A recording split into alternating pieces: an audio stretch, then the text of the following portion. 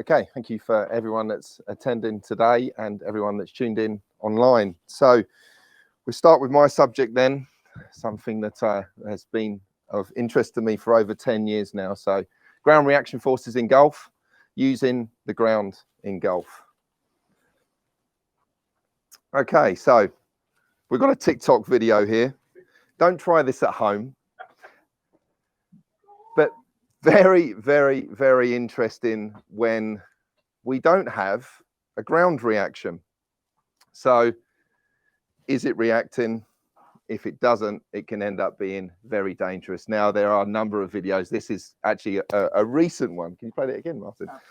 A recent one that we've found on TikTok, but there's a classic one. And can you keep looping that, please? And there's one where there is a golfer trying to swing a club and he's standing on a frozen pond. Same, falls over, falls into the pond.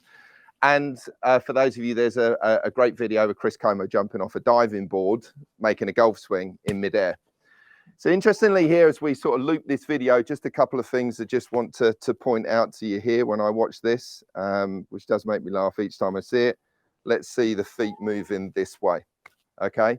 So now we're going to talk a little bit about the forces at work here and some of the work, and also obviously from our perspective at FENRIS, what we measure with our system. So forces in 3 directions. I'm going to use one of my props here, the FENRIS force clock. So we are pushing into the ground. There is a foot action in a direction and the ground is pushing us back. It's helping us aid our motion above the ground. We need to use it. We should use it. It's going to help us move better. It's going to help us bend. It's going to help us tilt. And it's going to help us turn above the ground. So we've got our forces here. We can see them here underneath Dustin Johnson's feet, where he's pushing side to side, front to back, and he's pushing down. He has then got the ground to react, push him back to help him move. So invoking Newton's laws, there is an equal and opposite reaction from the ground if we choose to push into it. So we start with our first force, vertical force. Now I'm just going to place this clock card on the ground and I'm pushing down into it. Whoever made this stage, it's nice and strong. I can push into it. It's given me the ability to move my body, to elevate my body, to push a side of my body up, to tilt my body, elevating my lead side or left side. If I lower myself, I'm reducing my forces, I can lower my body. So vertical force is the one that we've been measuring since day dot, pretty much from the systems and what we have on our system here at FENRIS. Next slide, please. Frontal force. So using this clock as well. So I've now positioned my foot on this clock. I'm pushing forwards. That would be a toe to heel reaction if I'm pushing forward. So if I get to a position in the swing here where I'm going to create that force and slide this board forwards, okay, there's no resistance underneath because it's a smooth board. If I now do that on this, I would be rolling the AstroTurf forwards. The reaction is backwards. If I combine that with vertical force, it's backwards and upwards, okay? If I then combine that with a force in that direction, I'm getting it back up and around my lead side. We can see how important that is with my ability to tilt, okay? So this frontal force helping us getting us this way and opening up the body, rotating it open. Lateral forces, the side to side. So again, I'm back on the card. If I push out this way,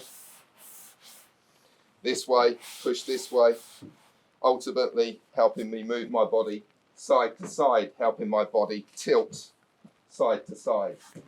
So the shifting and braking, how I move. Okay, he has to. So I'm moving. I'm not allowed to move. The ground is moving. He's not moving. Forces are working, right?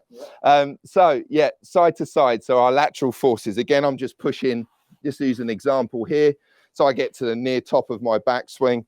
I'm pushing towards Martin, slightly back as well. So I'm going to get to that peak amount of outward, which is going to help me then shift my body towards the target, okay? And the force again to help us tilt.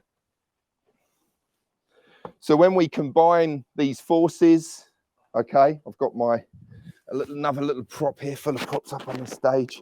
We combine these forces, this reaction, this arrow. So when I'm pushing side to side, I'm tilting this arrow. When I'm pushing front to back, I'm tilting this arrow. When I'm pushing down into the ground, I'm growing this arrow upwards. So three-dimensionally, I'm creating, if I can, away from my body center to aid my ability to tilt, to aid my ability to turn, okay? Really important that I'm creating these forces under my feet to help me move. So we have that kind of the amount of it and its direction, three-dimensionally. And what we do here with our force plates, we're measuring those. And in the future, what we're going to be doing with our phone. So we can see this from our display here, the arrow, where I'm pushing here to tilt this arrow over, the amount I'm pushing down to grow this arrow up. But would we see that without it, without a force plate? So the reality. So captured on our phone, we present ground reaction forces predicted. So if you can look that again, Martin. So we're going to look at vertical force here. So that gold arrow, as Martin lowers, as Martin peaks his force upwards, force precedes motion. And one more time.